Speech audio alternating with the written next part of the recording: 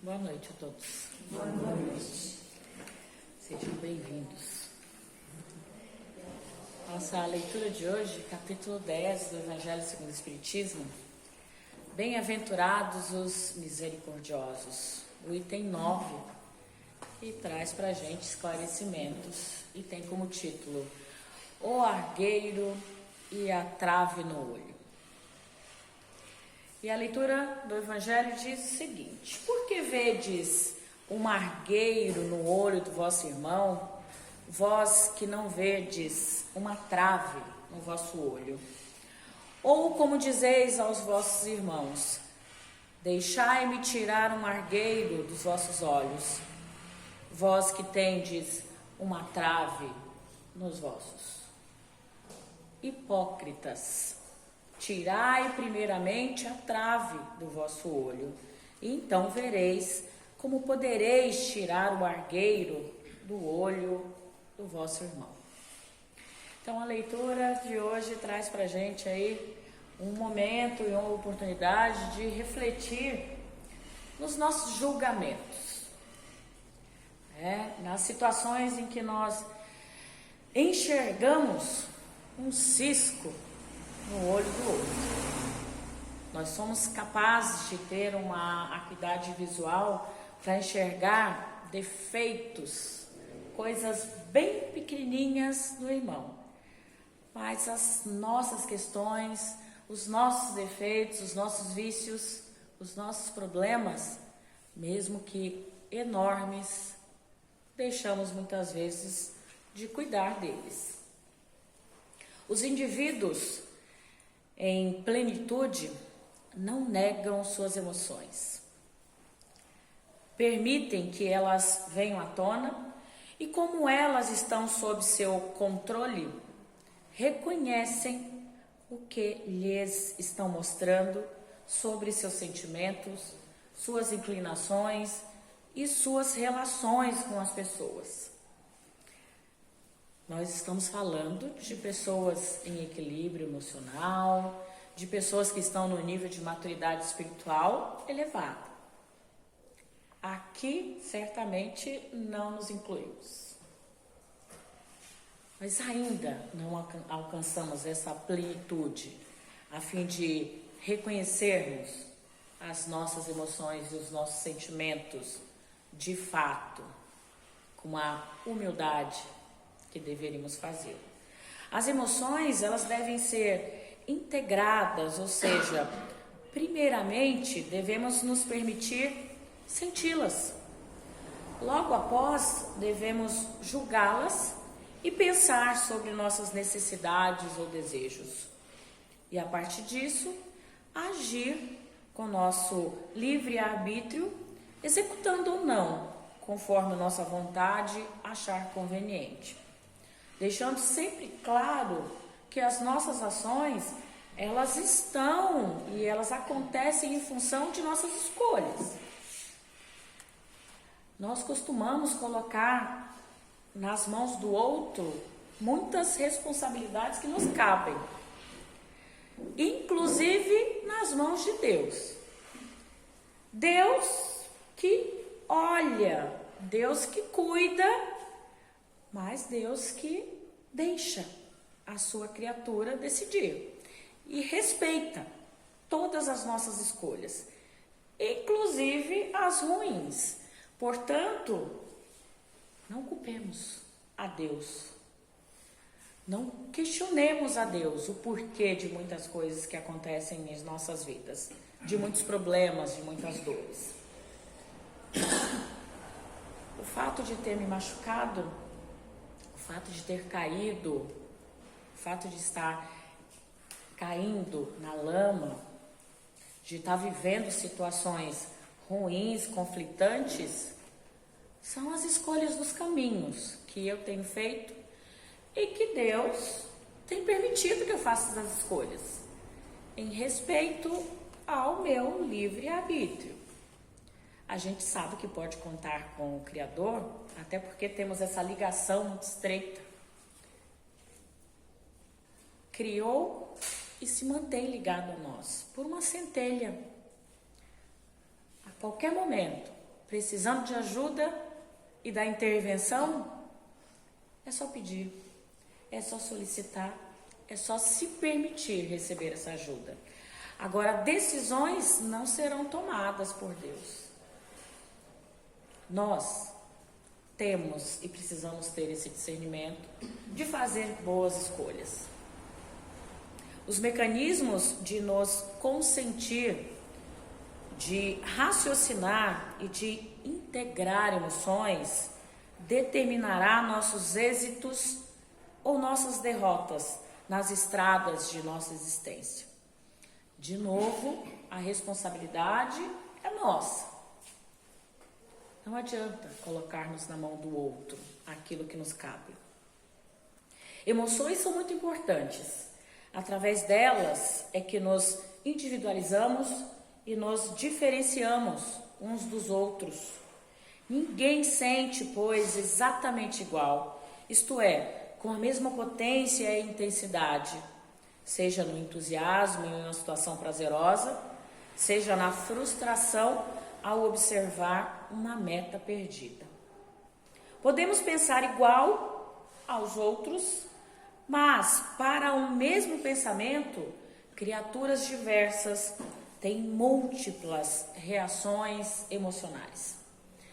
Mesmo tendo os mesmos ideais, os mesmos pensamentos, as mesmas tendências, as nossas reações são únicas.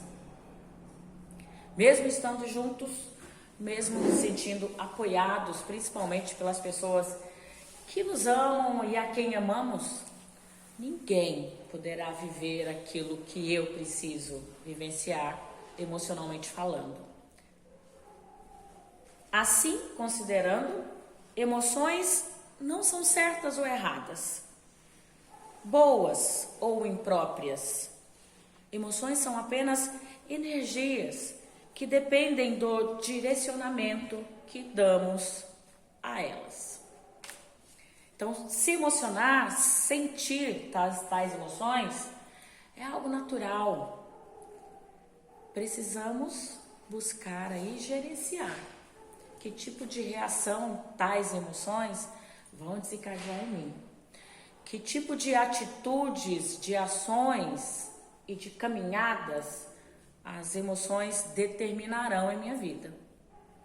Então é o direcionamento que eu dou a elas. Aquilo que eu sinto vai depender de mim, enquanto espírito que tem o livre-arbítrio para fazer escolhas. Reconhecê-las ou admiti-las não significa de maneira alguma que vamos sempre agir de acordo com elas. O nosso emocional, ele não pode determinar, se sobressair e dominar o nosso racional. Afinal de contas, aquilo que acreditávamos antes, a fé, ela é raciocinada, ela deve ser raciocinada, jamais cega.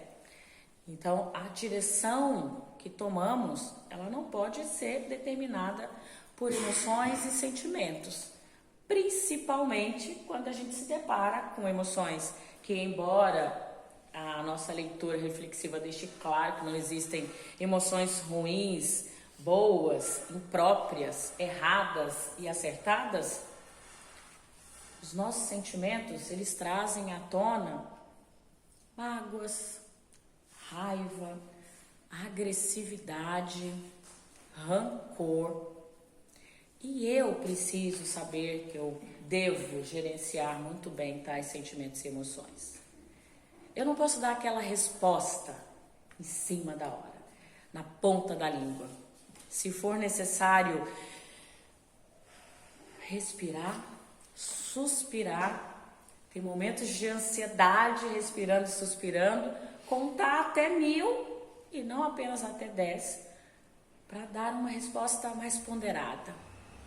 Porque a gente sabe que nem sempre aquela resposta pronta no momento de emoções esquentadas, sentimentos de arrogância, elas serão as melhores.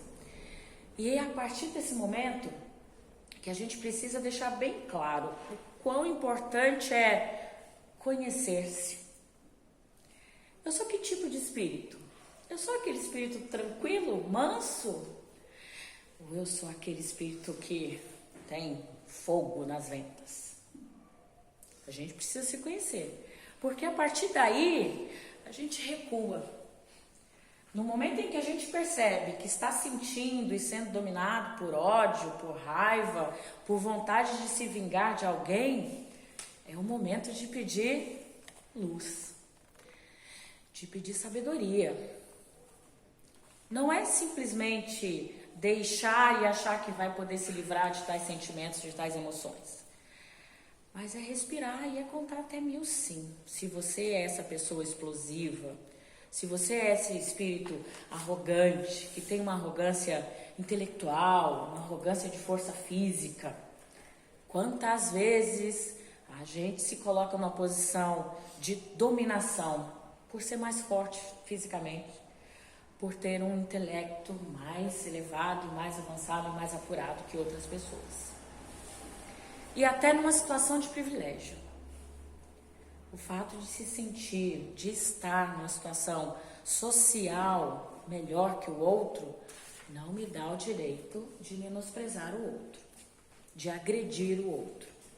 Nós vivemos situações muito conflitantes com relação às mulheres, às pessoas menos favorecidas, a pessoas em situação de risco, os nossos adolescentes, as nossas crianças que estão se envolvendo tanto com drogas, que estão vivendo numa opressão, uma marginalidade, as famílias que não têm tempo e negligenciam essas crianças, e os adultos envolvidos em todo um contexto de cuidado, estão se sentindo sem ter o que fazer, sem saída. E aí a gente desencadeia, desenvolve emoções e sentimentos de extremo conflito. A quem recorrer? O que fazer? Eu costumo sempre considerar a possibilidade de orar. Nosso silêncio, a nossa respiração consciente, profunda, cuidadosa, ela vai sempre nos garantir uma quantidade maior de oxigênio no cérebro, o que vai me fazer ter e oferecer respostas mais adequadas, mais de acordo com o nosso ideal de cristãos. Em face dessa conjuntura, quando nossas emoções são negadas ou reprimidas, elas não desaparecem por encanto. Mas, como as nossas emoções são energias, elas se alojarão em determinados órgãos e congestionarão as entranhas mais íntimas da nossa estrutura psicossomática. Quantas vezes a gente desenvolve problemas físicos em funções de emoções mal resolvidas, emoções reprimidas. De novo, deixar as emoções soltas não significa deixar-se dominar por elas. Reprimi-las não significa engolir raiva, mágoas, sentimentos de ódio, de vingança, mas buscar resolver isso dentro de si. Fácil? Com certeza não. Busquemos ajuda. Estar aqui hoje, por exemplo, é uma oportunidade que o universo está dando a cada um de nós. Esse é o momento em que nós estamos reconhecendo que temos emoções e sentimentos que são tóxicos para nós mesmos e para as pessoas à nossa volta. O primeiro passo é admitir que tem, assumir que tem emoções e sentimentos tóxicos. Segundo passo é buscar ajuda. Eu costumo dizer que sozinhos, eu ouvi ali dentro no nosso momento de reflexão do grupo de voluntários, quão importante é a união. A gente se fortalece no outro. E não tenham problemas de admitir que tem determinadas emoções. Não é fácil pra gente, porque são sinônimos de fraqueza, né? As pessoas nos veem como fracos, fracas ou pessoas ruins. Quando a gente admite que tem inveja, por exemplo, que tem orgulho, que tem arrogância, mágoa, que já desejou em algum momento coisas ruins para o outro que nos fez coisas ruins, isso não nos transforma em monstros e nem em pessoas mais fracas. Pelo contrário, quando a gente admite dentro do nosso íntimo e consegue compartilhar coisas tão íntimas e que nós consideramos tão feias com outras pessoas, significa que estamos fortalecidos na fé e que estamos no caminho certo da humildade. Assumir que tem essas emoções, porque a gente não está aqui por perfeição. Nós não estamos aqui por sermos pessoas adiantadas e amadurecidas espiritualmente. Nós não somos essas pessoas de emoções equilibradas e elevadas. Então, abafarmos as emoções podem gerar variedades de doenças autodestrutivas. Doenças autoimunes. A ciência, a medicina ainda não sabe explicar de onde que elas vêm, mas já está caminhando no sentido de trazer para a gente uma luz de que elas são desencadeadas por essas emoções que foram abafadas e não liberadas e melhoradas. Abafá-las podem também nos levar a reações muito exacerbadas ou a completa ausência de reações e apatias. Abafá-las significa, em muitas situações, acumulá-las. Imagina uma dose diária de mágoa, de rancor, de ressentimento. Quando isso estourar, nós teremos um furacão. Nós teremos, ao invés de uma emoção de agressividade, de uma palavra mais rude, nós seremos implacáveis, perversos com o outro e com a gente mesmo. Porque nenhum corpo físico dá conta. Aí a gente se depara com os hematomas pelo corpo sem ter se machucado. A gente se depara com um pico de pressão sem ter acontecido nada. Se acumulou. Muitas vezes vivenciamos problemas e aí quando os problemas parecem que passaram, a gente adoece. Foi o acúmulo. As doenças mentais, psicológicas estão em número bem elevados atualmente. Difícil você encontrar uma pessoa que não esteja tomando tarjas vermelhas, pretas. Difícil uma pessoa que não menciona um tratamento terapêutico. Difícil uma pessoa que não esteja buscando esse tratamento num centro espírita, numa igreja, num templo. Por quê? Estamos adoecendo mentalmente, fisicamente. E quando buscamos ajuda, infelizmente a gente já está adoecido, infelizmente a dor já chegou. Então que a gente procure aí um equilíbrio. Não tem receita pronta. Busque dentro de você, busque respostas junto ao Criador, busque respostas do universo. Tenham olhos, que tenhamos, né? Olhos para ver, ouvidos para ouvir, pele para termos sensações que nos trazem avisos e orientações e alertas. Portanto, quando tomamos amplo contato com o nosso lado emocional, começamos a reconhecer vestígios a respeito de nós mesmos que nos proporcionarão uma autodescoberta, uma autopreservação, uma segurança íntima e o crescimento pessoal. Mais uma vez, eu quero deixar aqui claro que não abafar emoções não significa dizer não reagir. Dizer não e de maneira firme se faz necessário muitas vezes.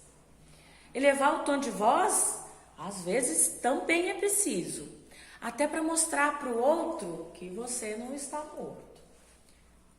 Porque tem muita gente que se aproveita desse nosso momento zen, desse nosso momento de consciência de que não deve ter respostas agressivas, ações e reações violentas, para chutar o cachorro que aparentemente está morto. Então, não. É mostrar que está vivo, é mostrar que pode reagir e é mostrar que não aceita também.